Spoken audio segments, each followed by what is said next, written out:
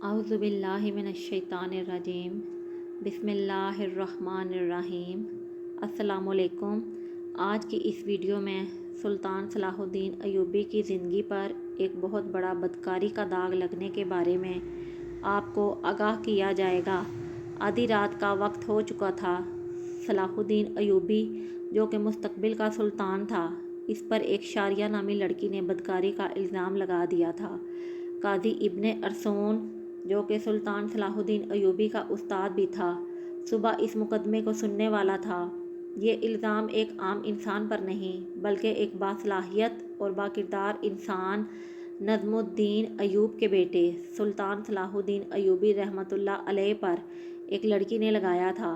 قاضی ابن ارسون بہت بڑے پریشان تھے کہ اگر میرے شاگرد پر لگایا گیا الزام سچ ثابت ہو گیا تو میری ساری زندگی کی تعلیم اور دی گئی تربیت پر پانی پھر جائے گا۔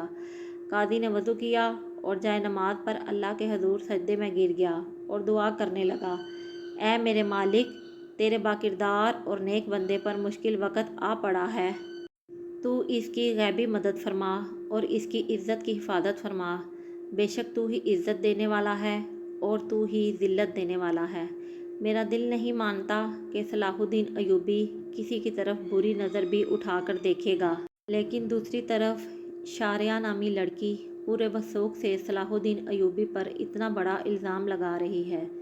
محترم ناظرین، یہ واقعہ کچھ اس طرح ہے کہ جب سلطان نور الدین زنگی اپنی سلطنت پر قائم و دائم تھے تو صلاح الدین ایوبی پر ایک شاریہ نامی لڑکی نے الزام لگایا کہ صلاح الدین ایوبی نے اسے اکیلے پا کر اس کے ساتھ زبردستی کرنے کی کوشش کی۔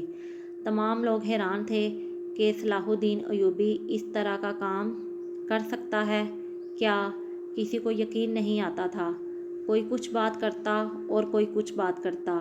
اگلی صبح سلطان نور الدین زنگی کی موجودگی میں قاضی ابن ارسون نے یہ مقدمہ سننا تھا اور سلطان صلاح الدین ایوبی پر فرد جرم عائد ہونے کے بعد سزا سنائی جانی تھی۔ صلاح الدین ایوبی رات کو ساری رات بخار میں تڑپتا رہا اور اللہ سے دعا کرتا رہا، اے میرے مالک، تو ہی میری مدد فرما، تو ہی بہتر جانتا ہے، تو ہی سب سے سچا ہے، بے شک میری مدد کرنے والا صرف تو ہی ہے۔ صبح کا وقت ہوا تو صلاح الدین ایوبی کا بخار بہت زیادہ تھا۔ صلاح الدین ایوبی نے وضو کیا اور نماز کے لیے کھڑے ہو گئے۔ نماز ختم کرنے کے بعد اللہ کے حضور سجدے میں گر کر دعا مانگی اور کہا، اے میرے مالک، تو ہی میری عزت رکھنا۔ وہ دن نظام الدین ایوب خاندان کے لیے بہت ہی عجیب دن تھا۔ لوگ بڑی بے تابی سے اس لمحے کا انتظار کر رہے تھے جب سلطان نور الدین زنگی کی موجودگی میں قاضی ابن ارسون اس مقدمے کو سنیں گے اور صلاح الدین ایوبی کے ساتھ کیا ہونے والا ہے، کیونکہ اس وقت بھی کچھ لوگ نور الدین زنگی کے خلاف تھے جبکہ کچھ لوگ نور الدین زنگی کے ساتھ تھے، اس لیے لوگوں کے ذہن میں مختلف سوالات تھے۔ سورج طلوع ہو چکا تھا۔ سلطان نور الدین زنگی اپنے دربار میں آ چکا تھا اور اس کے بائیں جانب قاضی ابن ارسون کا تخت تھا اور نیچے صلاح الدین ایوبی ہاتھ باندھے کھڑا تھا۔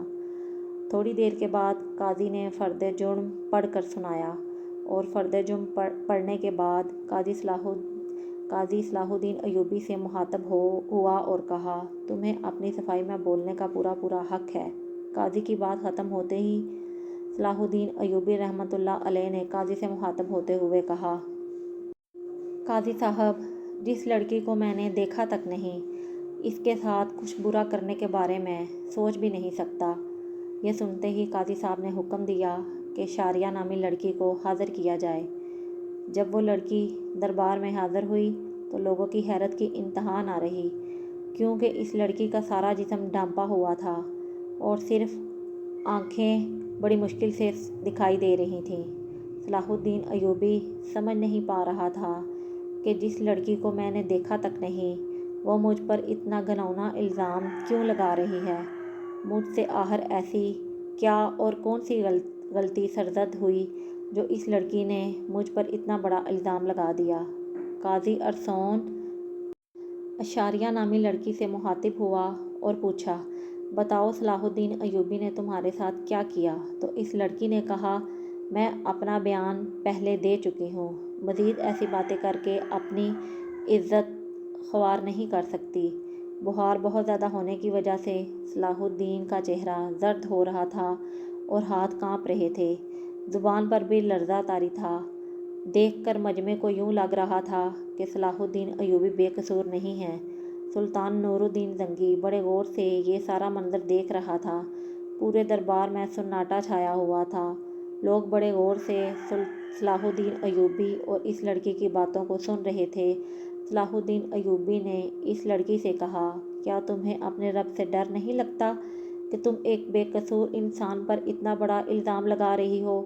لوگ سمجھ رہے تھے کہ سلطان نور الدین زنگی کا بھتیجا ہونے کی وجہ سے سلطان صلاح الدین ایوبی اگر مجرم قرار بھی دیا گیا تو سزا سے بچ جائے گا۔ صلاح الدین ایوبی نے قاضی سے کہا، جب ہم کسی بھی مسئلے کا حل نہیں نکال پاتے تو ہم پھر اپنے اللہ کی طرف رجوع کرتے ہیں۔ میں بھی اس لڑکی کو کہتا ہوں، اگر یہ اللہ کو حاضر ناظر جان کر اللہ کی قسم کھا کر یہ کہہ دے کہ اس کا الزام سچا ہے تو میں وہ گناہ قبول کر لوں گا جو مجھ سے سرزد بھی نہیں ہوا۔ یہ سنتے ہی وہ لڑکی صلاح الدین کو غور بغور دیکھنے لگی اور صلاح الدین کی حالت کو سمجھ چکی تھی۔ تھوڑی دیر باغور اور بخوبی دیکھنے کے بعد لڑکی چیخ چیخ کر رونے لگی اور کہا، میں نے تمام مجمع کے سامنے اللہ کو حاضر ناظر کر کے کہتی ہوں، سلطان صلاح الدین بالکل بے قصور ہے، سارا گناہ میرا ہے۔ یہ سن کر سارا مجمع حیران رہ گیا اور اس لڑکی کے چند الفاظ نے مقدمے کو الٹ کے رکھ دیا۔ اتنے میں سلطان نور الدین زنگی دہشت سے اپنی کرسی سے اٹھے اور اس لڑکی کو کہا، تمہیں پتہ ہے الزام تراشی کی تمہیں کتنی بڑی سزا مل سکتی ہے؟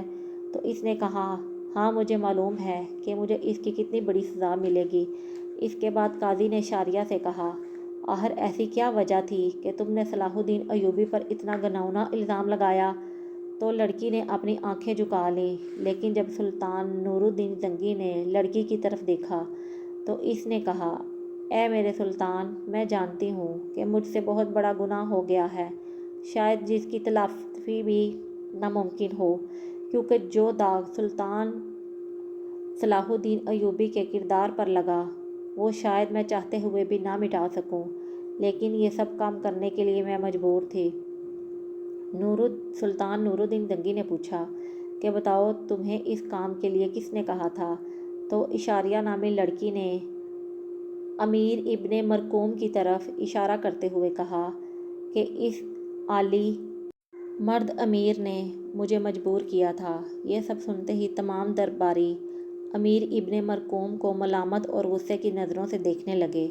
امیر ابن مرقوم اپنی جگہ سے اٹھا اور بڑے دبدبے کے ساتھ کہنے لگا، یہ لڑکی جھوٹ بول رہی ہے، میں بھی صلاح الدین کی طرح اس کو جانتا تک نہیں۔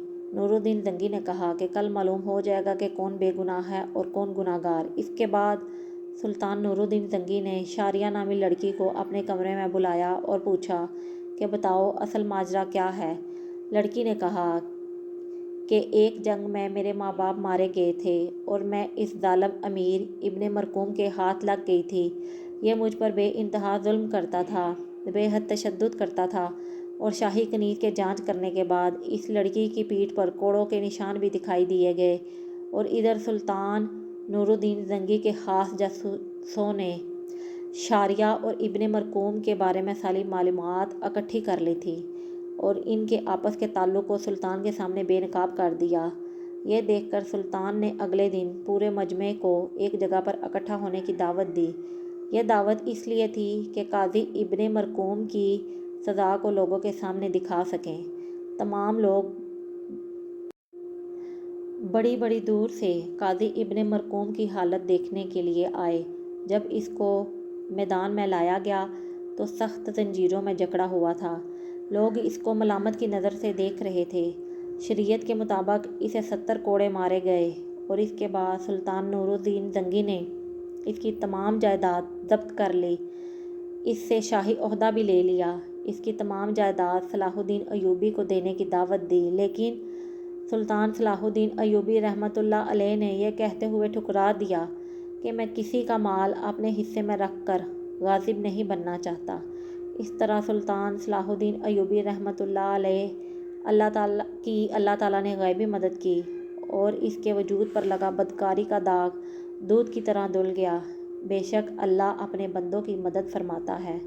جو انسان بدکاری زنا سے بچتا ہے تو اللہ تعالیٰ اس کی مدد فرماتا ہے، اور جس کا کھلم کھلا واقعہ قرآن مجید میں بھی ہے۔ حضرت یوسف علیہ السلام کے حوالے سے، جب زلیخا نے حضرت یوسف علیہ السلام پر الزام لگایا، اسے بھڑکایا، اسے گمراہ کرنے کی کوشش کی، تو دروازے بند ہونے کے باوجود بھی اللہ کی غیبی مدد آئی اور اللہ نے انہیں سرخرو کیا۔ لیکن یہاں صرف انسان کا اپنے رب پر بھروسہ اور ایمان پر پختگی ہونی چاہیے، تو اللہ کی غیبی مدد ضرور آتی ہے۔ تو قارئین و ناظرین، آپ نے دیکھا کہ کس طرح اللہ تعالیٰ کی ذات اپنے پیارے اور محبوب بندوں کو مشکل سے نکالتی ہے اور ان کی مدد فرماتی ہے۔ اللہ تعالیٰ ہم سب مسلمانوں کی حفاظت فرمائیں اور مشکلات سے دور فرمائیں، اور ہر کوئی مسلمان جو بیمار ہے، اللہ تعالیٰ کی ذات انہیں شفائے کاملہ عطا فرمائے۔ آمین۔ مجھے اپنی دعاؤں میں یاد رکھیے گا۔